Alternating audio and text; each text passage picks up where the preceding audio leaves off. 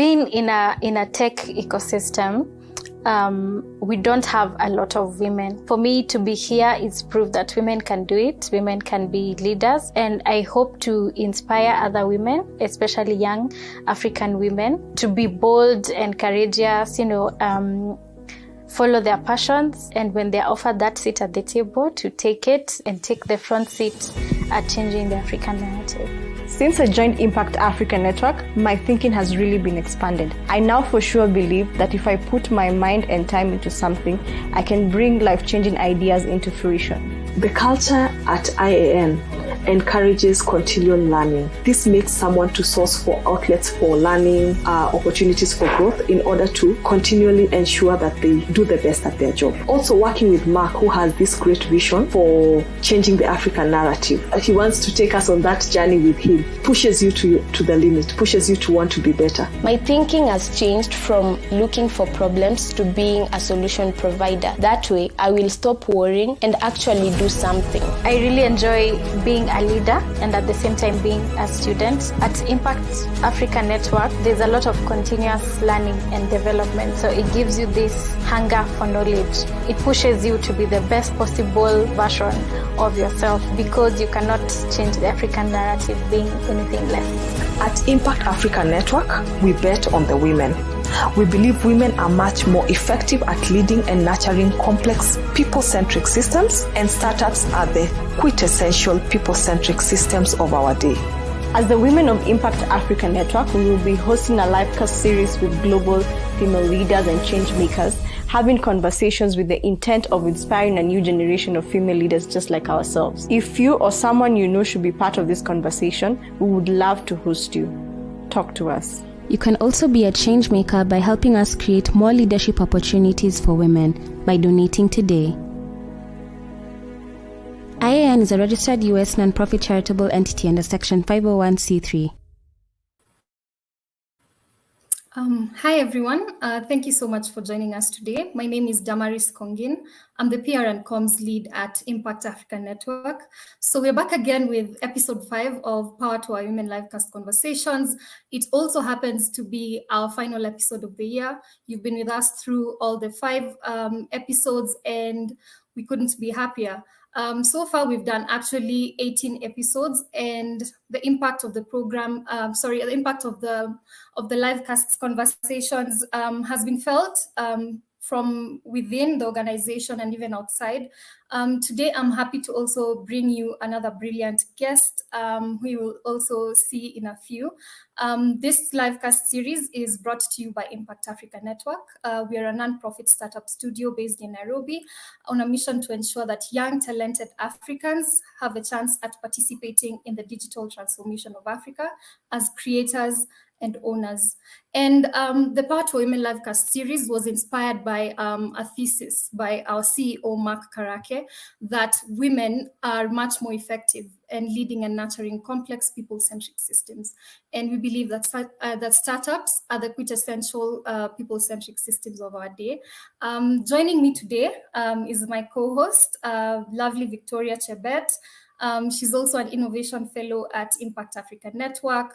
She's part of the team that handles donor relations, and she's also working on a very exciting project. So I'll have Victoria introduce herself and also introduce our guests. Welcome, Victoria.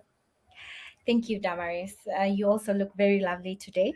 It's nice to meet everyone who's joined us today. My name is Victoria Chebet, and welcome to episode 5 of Power to Our Women series. We're so excited to have you here. Remember, you can use the hashtags that will be provided in a few, and you can continue to talk to us. You can send us your questions through those hashtags and through the channel that is provided. And right now, I'm going to be introducing our phenomenal guest. Her name is Bev White. Bev White is the CEO of Harvey Nash Group, a 1.2 billion global technology recruitment, IT solutions, and leadership service group. It has 36 offices across the US, Europe, and Asia. Following a degree in computer science, she was able to begin her career in technology, holding CIO and IT leadership positions. And She has combined her passion for technology and career in recruitment and talent in various leadership roles, most recently as CEO in the UK and Ireland for the GI Group. Bev believes in the power of people deeply and wishes to build a sustainable culture where people can thrive. Bev, welcome to the series. We're so excited to have you here. I will let you introduce yourself and then we can go straight to the questions. Well, firstly, thank you, a massive thank you for inviting me to be part of this. It's a real honor. And I am so passionate about helping people do their best work. So I'm sure we'll get into that today. And you gave me a fantastic introduction. I really appreciate that. So yes, I'm today. I am the CEO of Harvey Nash Group. We're in 16 countries. You gave us a beautiful introduction, so I won't repeat that. What I will say is that, I see it as our mission in life to help organizations find, the very best talent they can. And that comes from early careers, so very young people at the beginning of their career, right the way through to people who perhaps are doing a second or third career later in their career history. So I think it's that plus combining that with fantastic technology. So bringing great technology to great talent, I think that's where businesses really come alive.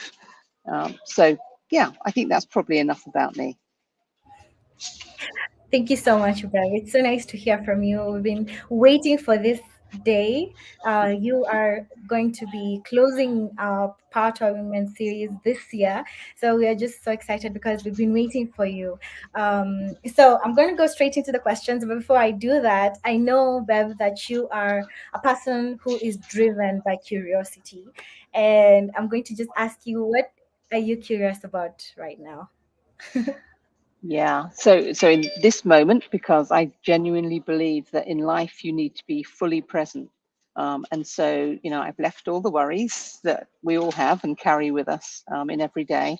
And today I want to understand what would be useful to share with all of you, what your questions are. And I promise you this, I will be 100% here and will answer your questions openly and to the very best of my ability. So I'm curious about what will help you guys. Thank you so much, Bev. Thank you. Amazing. So Bev, maybe you can tell us about your journey as a top tech, female tech executive and also CEO. Yeah, do you know, I'm the worst person in the world to kind of take any sort of compliment. I always like to put the spotlight on other people, right? So I always struggle with that kind of question. I'm like, who's that we're talking about?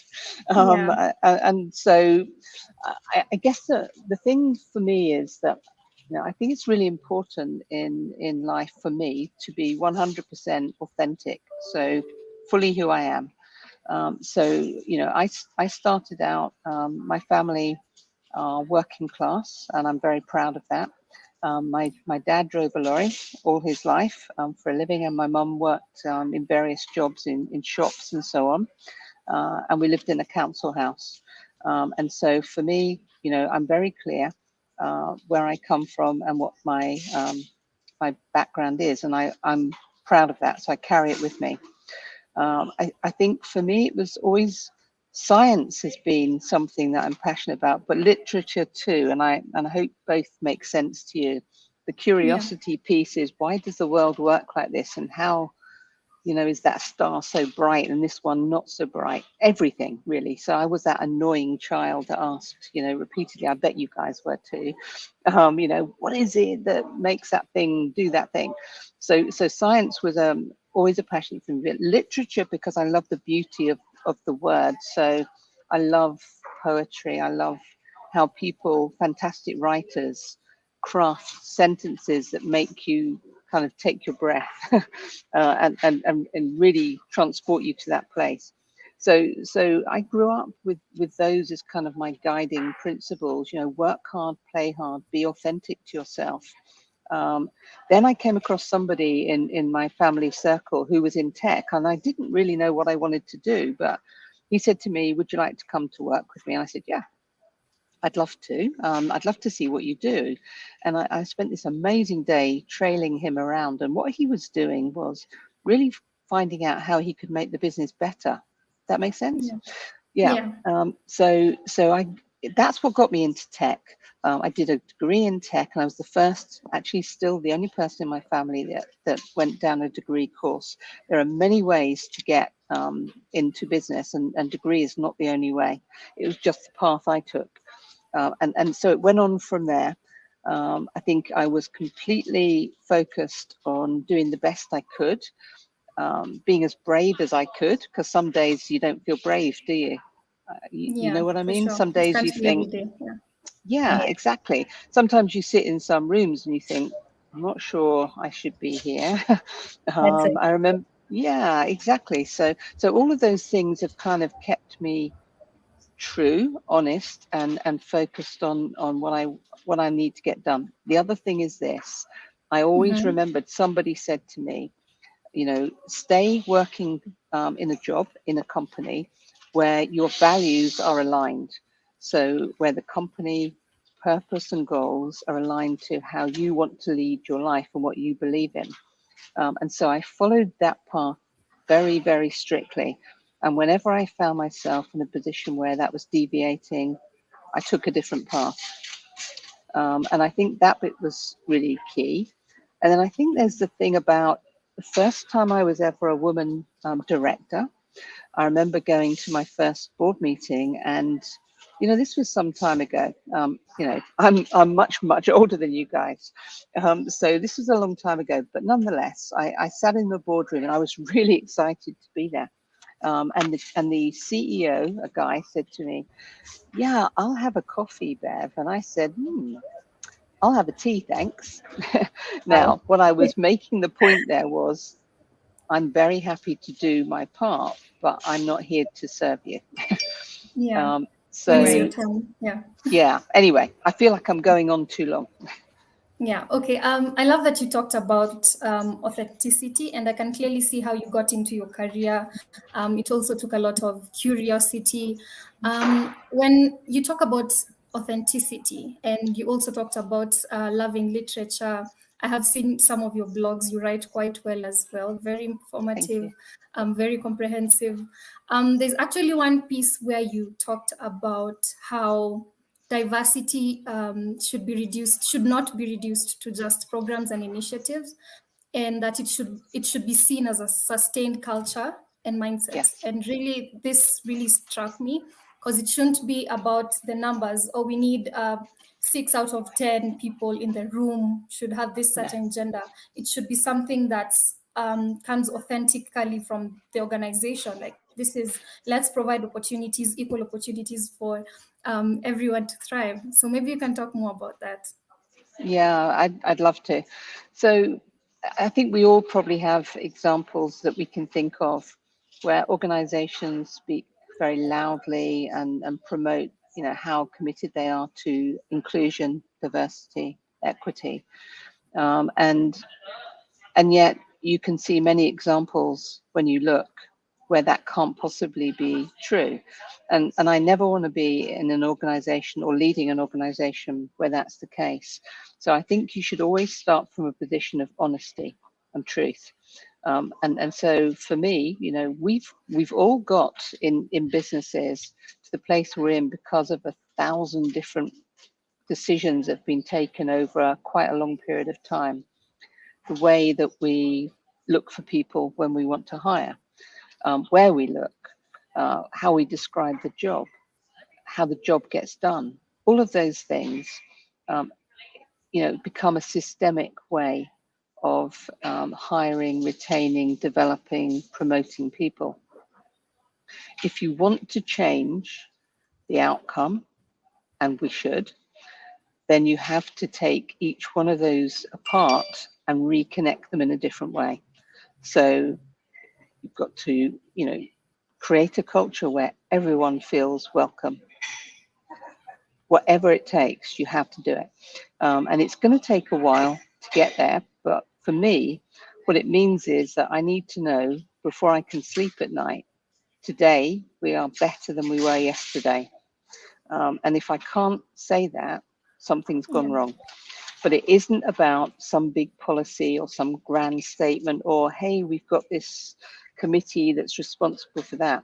And I think the other thing is you have to turn the organization on its head and put the power with everyone else in the organization. So I'm the servant of the organization. I can help move things out of the way that get in our way. I can help with resources and all sorts.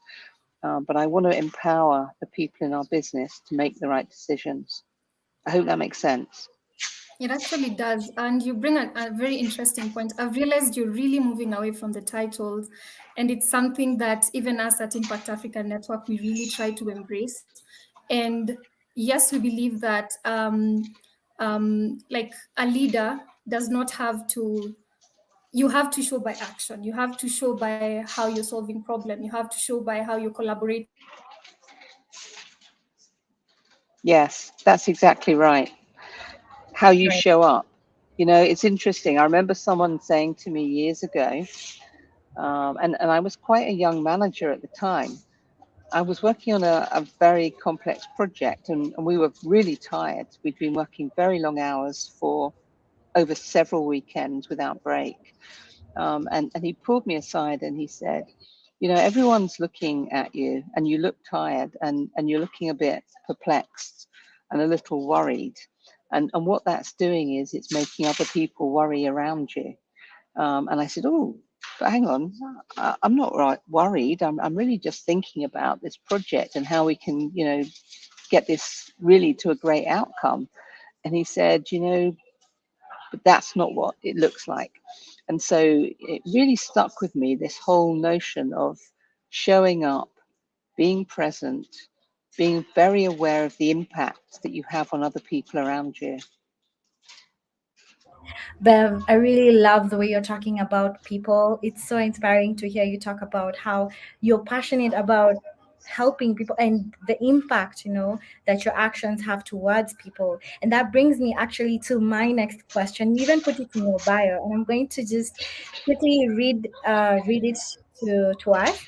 You believe in the power of people and creating a sustainable culture where people can thrive, young people can thrive. And I know you've talked a little bit on certain strategies that you implement to practice this belief, but could you please talk about this quote that you normally put in your bio a bit more? About the sustainable culture and creating Yes. opportunities Yeah. for young people. Yeah, of course, absolutely. I think this is really important. So the industry, so the technology industry as a whole is an incredible place for people to choose to have a career, whether it's Yeah. whole of career or part of the career. There are so many opportunities around the world, and technology permeates every part of society. Mhm. And anybody can do it because there are so many different types of jobs. And every day, you know, new jobs are being created. So it's actually quite an exciting place for people to be. So if I believe that, and I do, then the kind of organization that I'm honored to actually lead actually finds opportunities for young people. And we hire a lot of young people ourselves, and we give them a first step in their career, and we help develop them. And sometimes they stay with us a long time, and sometimes they say, you know, they go on and work elsewhere. Either way, we feel like we're able to set them on a path. So that's the first thing. The second thing is how we help our clients. And our clients are more and more taking young people fresh from school without any experience and giving them the opportunity to learn different roles in technology inside businesses so that they get the experience, fresh from the school, if you like, and can build up a portfolio of knowledge that will help them go on to have a really rewarding career. And of course, you know, if we have rewarding careers, then we can help other people as well on the way. Means that we can help our family, our friends, people that don't have jobs, because we're in a better place now. We're influential. We've proven that we have experience, and people are listening to us. Does that make sense too?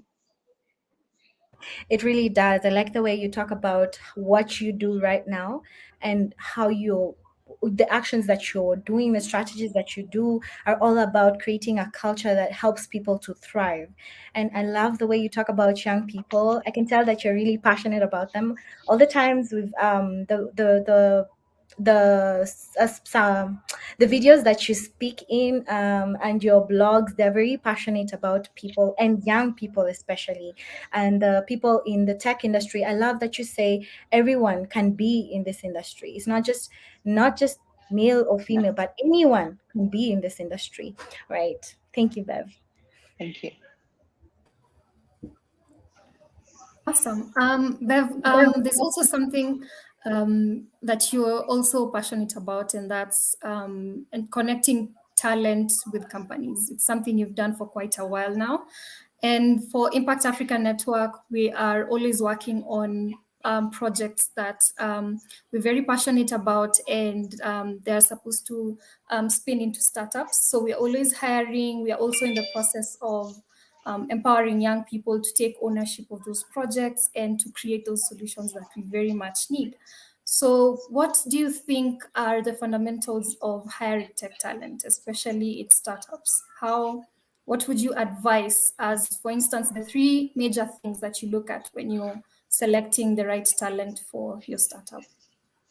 Yeah, I mean, I think people who go into startups have a different approach to risk.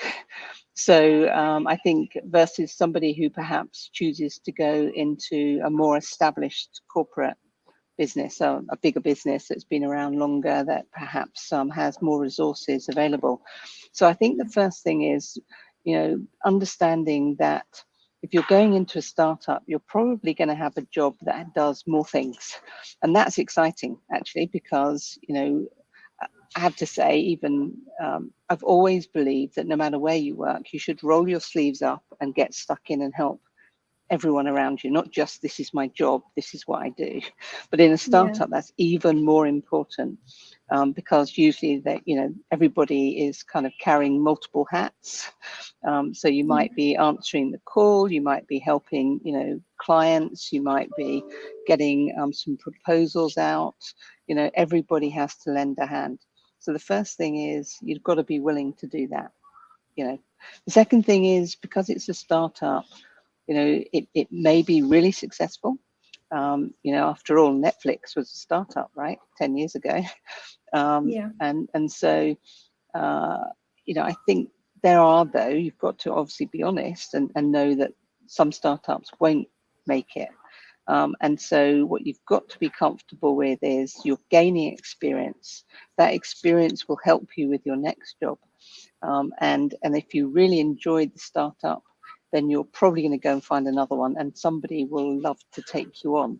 So it's not lost experience, but you've got to be, open to the fact that it may not be as successful as you'd love it to be. Now, equally, I think, so the first thing is we'd be looking for people who are flexible, adaptable, are not anxious about, is this a safe job or not?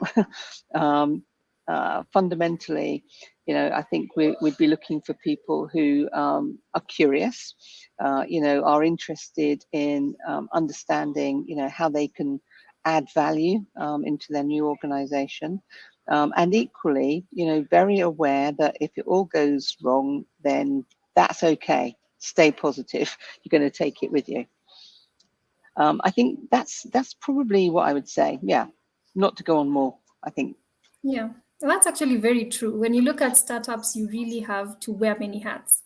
You have to step up, you have to stand in for positions you never thought or envisioned yourself doing. And it actually challenges you. So it really takes someone who has an open mind, someone who wants to really learn and immerse themselves in new challenges, new exciting challenges, and you find yourself growing.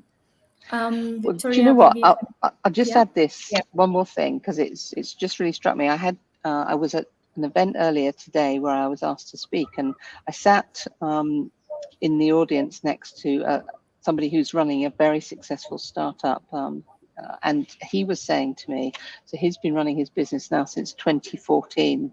But of course, he started, with just a few of them. And what was really struck me here is that he's still as entrepreneurial today, even though that business has been running for quite some time. And now he's really scaled it up. The entrepreneurial spirit, that desire to learn, grow and develop and constantly reinvent has stuck with them. So I think building on your point, I think the other thing I would say is, probably 1 year working in a startup will give you the equivalent of 2 or 3 years in another organization where you're doing a more narrowly defined job. That's actually so true. When you look at, if I can just give an instant, when you look at the fellows within our fellowship program, most are under 2 years in the fellowship, and you see them shipping projects. You see them taking challenges that maybe would have taken more years for them in their career to actually step up and lead. And so it's really inspiring to see young people. So I think even allowing young people that chance to start from zero, to start from a point where they don't know, is actually a very beautiful thing. Yeah. I agree.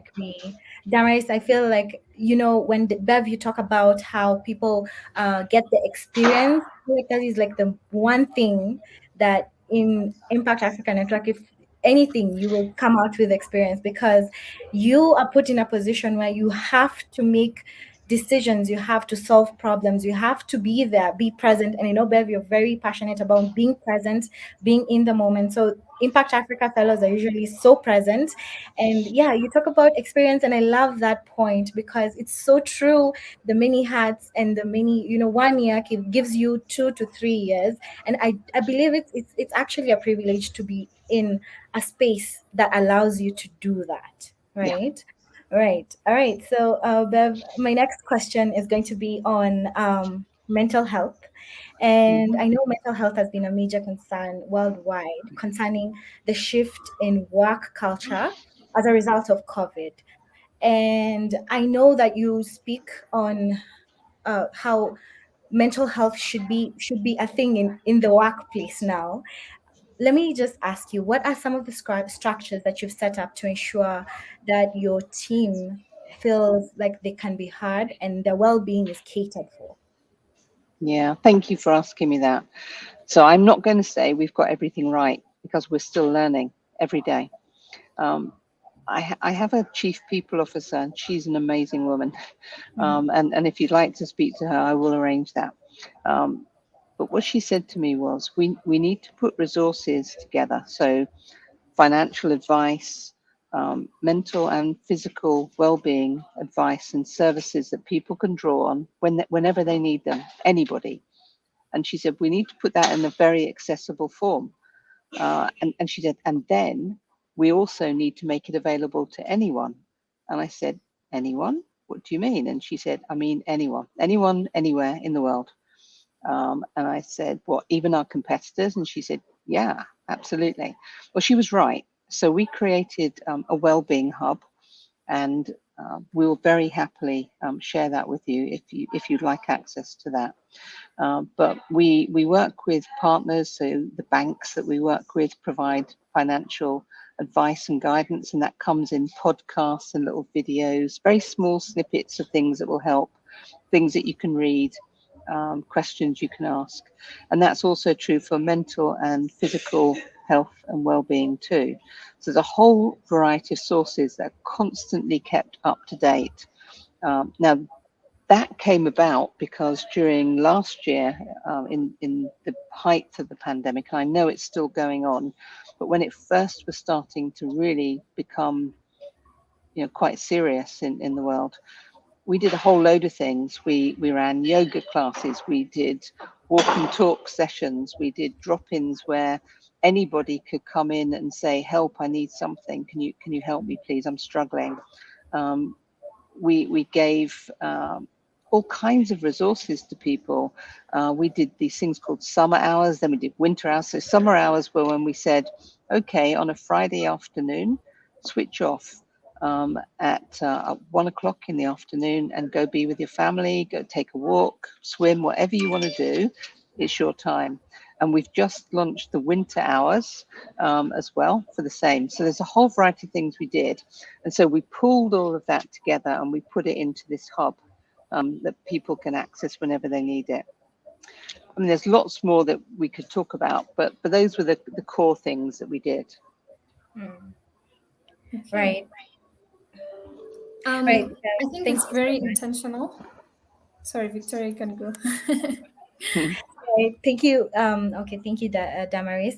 Yes, Bev, thank you for sharing that. I feel like right now, like those pointers are very important, especially in the world in which we're going into, where there's less social interaction physically, more on screen. So if there are ways and pointers where you can get yourself with other people and get to just get out of that small space, that four-roomed house, and then get to meet people, get to release that tension that you get from work.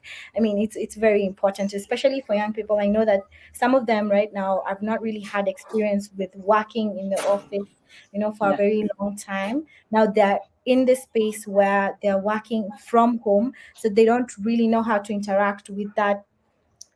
How do I stop feeling like I'm in this space only? So it's very important.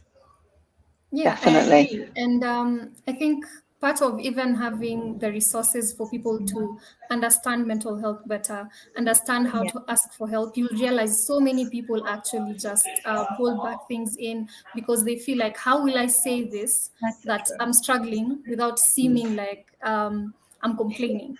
So Right. empowering people through learning and development materials is actually very useful. We actually have a learning and development wing of our organization, and we get to do weekly learning. We do articles, blogs, podcasts, name it. And we Nice. have and we keep each other accountable in these peer learning groups, and it's really, really exciting. So I think we'll take you up on interacting with your chief people officer, see how we can also get that going for us, because we are young people. We still have so much energy to work, and having our mental health in the right state would really help that. We'd I love to think I'll learn go to from you. something. Sorry. We'd love to learn from you as well. So it's a two-way Oh, street, right? So amazing. let's share. Yeah. That's That's for amazing. sure. We'll definitely connect after the call. Something else I'm about to ask maybe will be a bit I don't know how it will come off, but Oh. as a leader, don't be scared. Nothing scary, nothing out of the blue. But as a leader, I feel like sometimes you may have maybe trouble with getting feedback from your team. It could be uncomfortable feedback, it could be negative feedback. And I know you have experienced so much of that. And of course, you may have tips on how to handle that. We are young people, we are leading projects, we are leading startups. So it also takes another level of leadership for you to accept that at times you do not know. At times you're figuring it out, or you made a bad call and things went wrong, and your team is looking at you and you're supposed to say, yes, I did not know, and let's figure it out together or whatnot. So how do you handle feedback? Firstly, I've got better at it as I've got older. So I remember when I was very young, I was like, oh, it feels very personal. And ouch, that hurts. But, I think I taught my face to kind of be neutral and really pay attention. I think fundamentally, I've learned over the years that actually, just be honest. Somebody told me many years ago, there is no point in you saying you're right and somebody else is wrong, because fundamentally that gets you nowhere. You both end up in your respective corners looking at each other, and you're still nowhere further forward. So whatever needs to be solved and be said, sometimes you have to take, as he described to me, the higher ground. So that means be the first person, no matter what you think, be the first person to say, I'm sorry, I own this.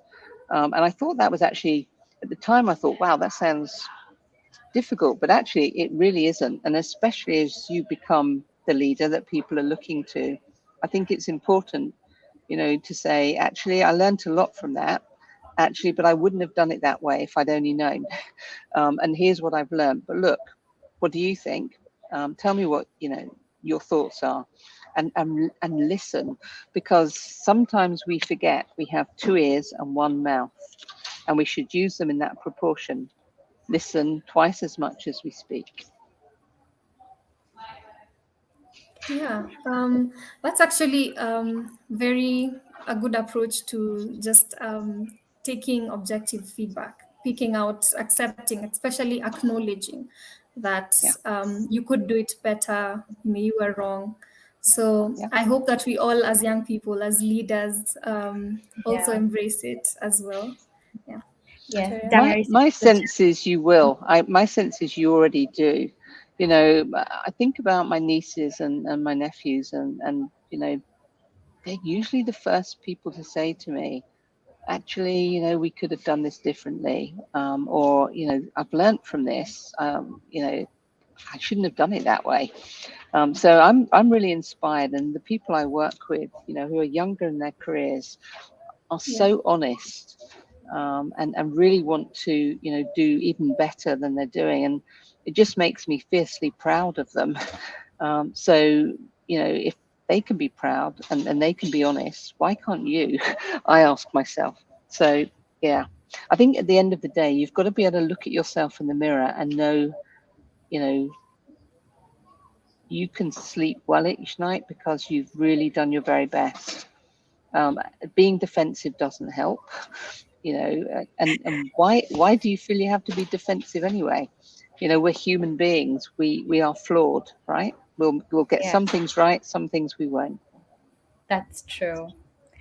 Bev, when you're talking, I just remembering when you mentioned that there's an experience that you had when you were going for a conference and it was for work, and there's a male counterpart talked to you and he was like, you're in the wrong place. And you said, wait, what?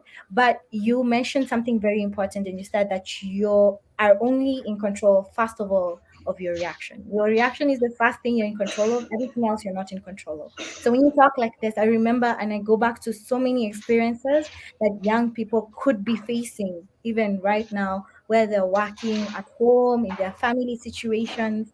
And they should be encouraged by Bev that your reaction is the first thing that you're in control of. And there's so many experiences in your story that you put that at the forefront of your mind, right? Right. Right. Exactly that.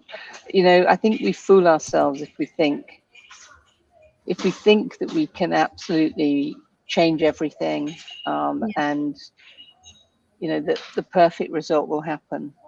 Sadly, that's not true. And there are good people and not so good people in life. Right.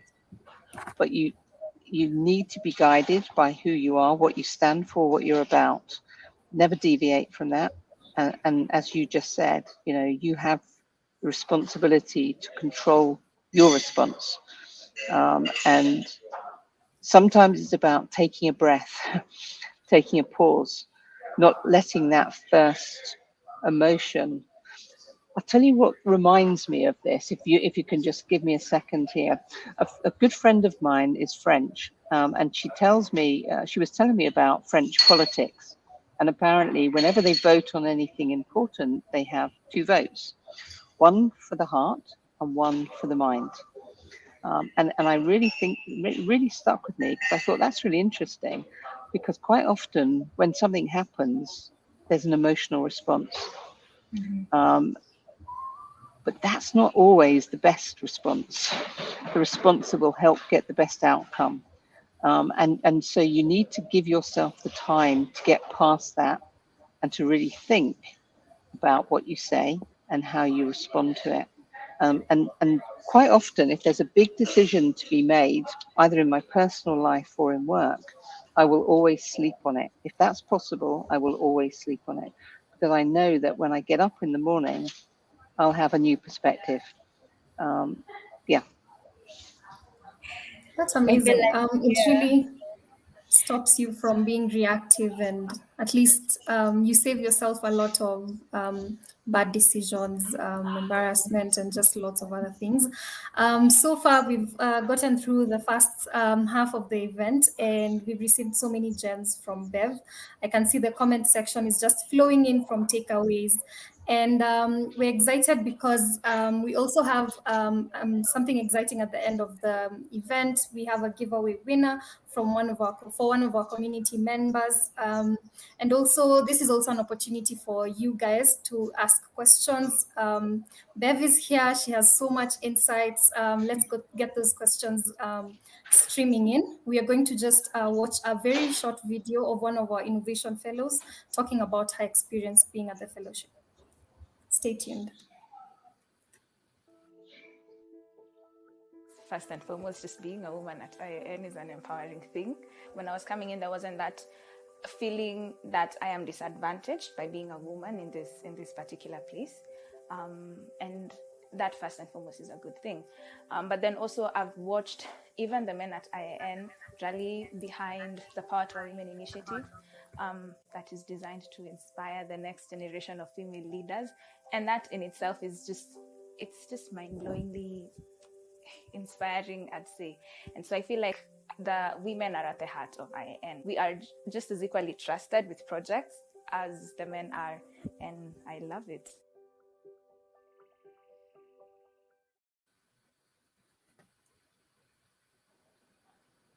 Awesome. And we are back. Let's keep the questions coming. Meanwhile, maybe we can ask Bev another question just to keep the conversation going. And we're waiting on your questions. So Bev, how have the last 10 years been in terms of diversity in tech? And where do you see the next 10 years taking us? That's probably a very wide question, but you can answer it to what reason. Yeah, I would definitely do that. So we, every year, our business produce a survey. And this year we've called it the Digital Leaders Survey. So the report's just been produced and we published it just in the last couple of weeks. Before that, it was known as the CIO survey. The reason we've called it Digital Leaders is because now it's much more than technologists that make decisions about the shape and the nature of an organization's evolution. There are a lot of people that are digital leaders in their own right. And that actually, one of the areas it tracks is women in tech and how that's progressing. Now, there is a bit of a disappointment in that this last survey showed that the percentage of women leaders in tech are 12%, it's sitting at 12%. It's only gone up 1%. And actually over the last 10 years, it's not really varied.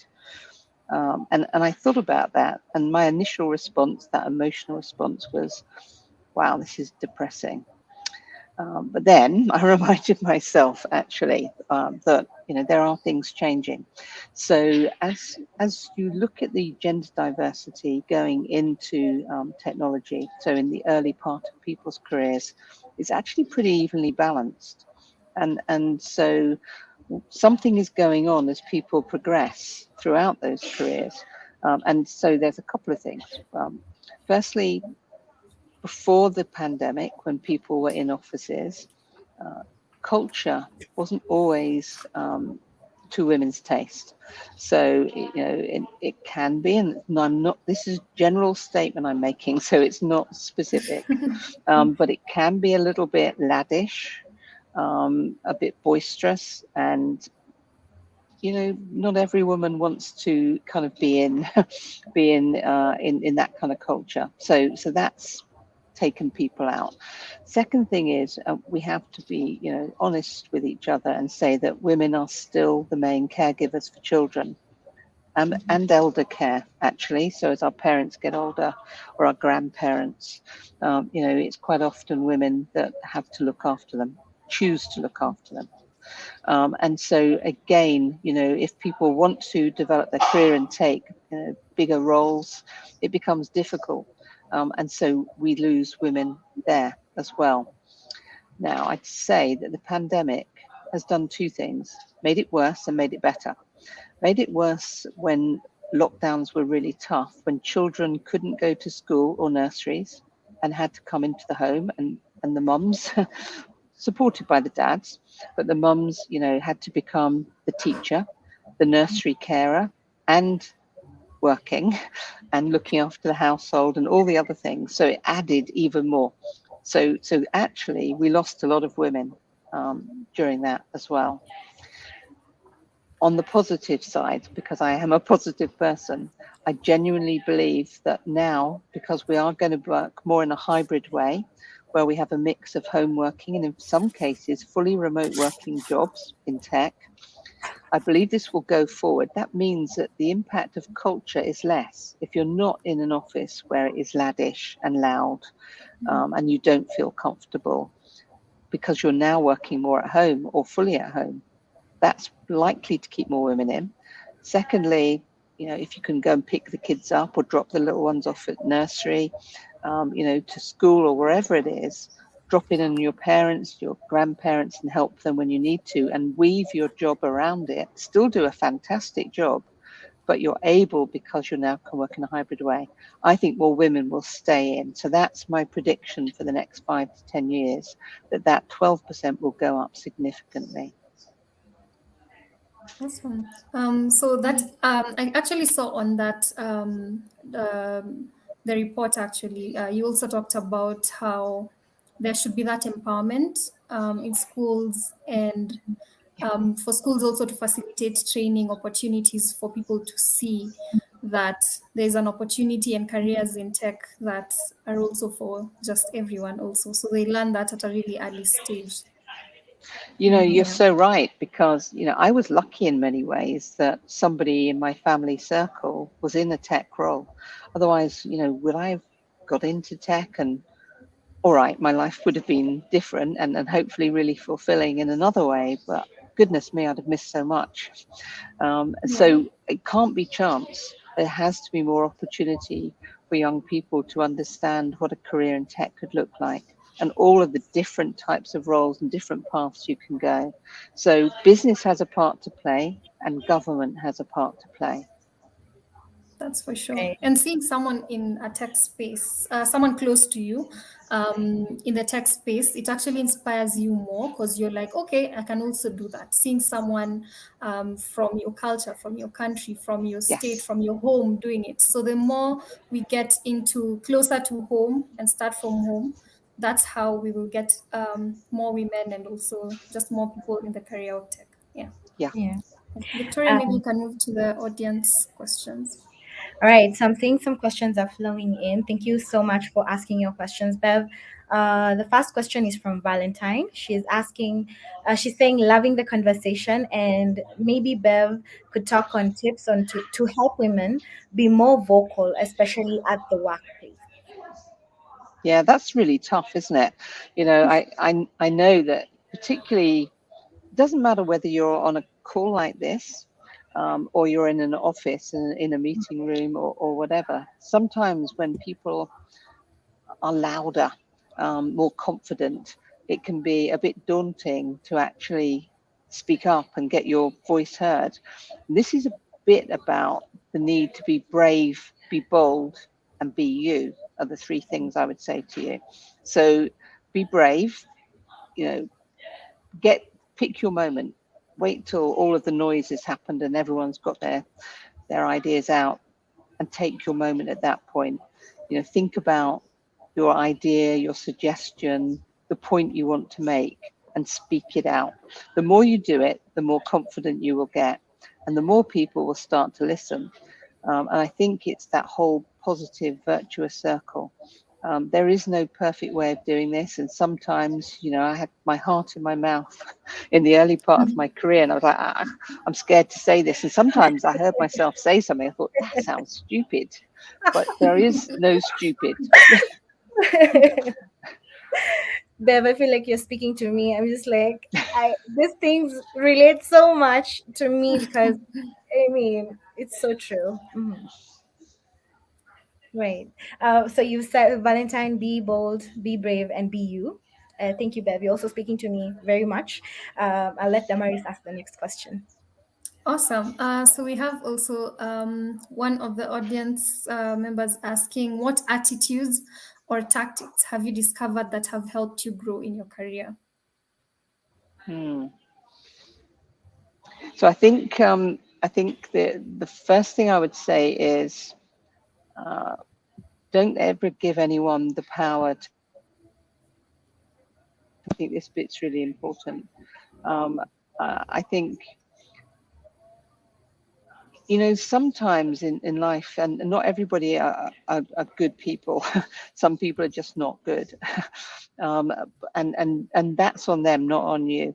So if you find yourself in a situation where somebody is making themselves look good at your expense, just remember, this is a weakness in them, not in you.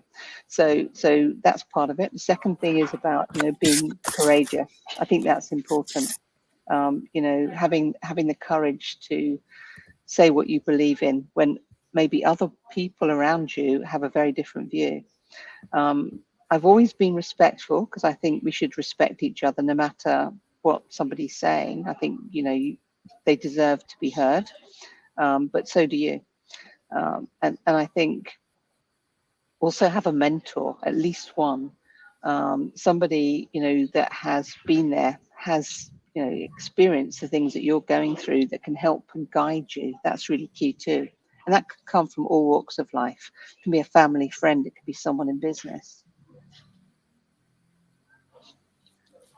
Awesome. Bev, it's been a really amazing show. I can see that we are heading to the top of the hour. I wish we could have more time. This was so much fun, and we're really happy that you said yes to have this Thank you. conversation with us. I'm sure there's so many comments flowing in from the audience, from the things they have learned from this session. Victoria, maybe we can maybe finally announce the giveaway winner for Okay, this right. episode. Yeah. So we had some few questions that we asked our followers community to respond to, and we have a winner. And I am going to announce. Should I do a countdown? All right. So our winner today is Wangari Turi Mary. Congratulations. You are going to be getting a hoodie from us. Please, we will be contacting you on the color, your size, and the preference that you would like. But we're so excited. Thank you, Wangari, and continue to just watch this amazing episode. And you get a salutation from Bev. Bev, I'm going to do the takeaways, and then Damaris will conclude the CTA. But Bev, thank you so much. I feel like you've been talking to me on everything that you've been saying. And when you're talking about your reaction, watching your reaction, I'm just like, yes, me. But yes, the reaction, being bold, being brave, being you, waiting with your moment, taking your moment, and just your mental health. I feel like you've been talking to so many young people tonight, and I know that they're going to be taking away so many gems from you, Bev, and it's been such a privilege to have you here. We're so excited that you're finishing, you're doing a grand finale for us at Battle of Women. Yeah. And I hope that we will continue to work together in any future partnership that we may have. Thank you, Bev. Awesome.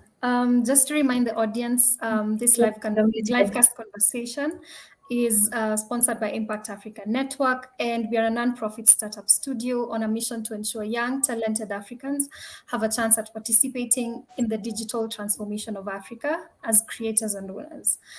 We've actually enjoyed just talking to you guys, and I hope that this conversation was useful. And we hope to see you again when we come back in the next year. Fresh episodes, fresh faces, and just better conversations to help us elevate. Thank you so much for joining us today.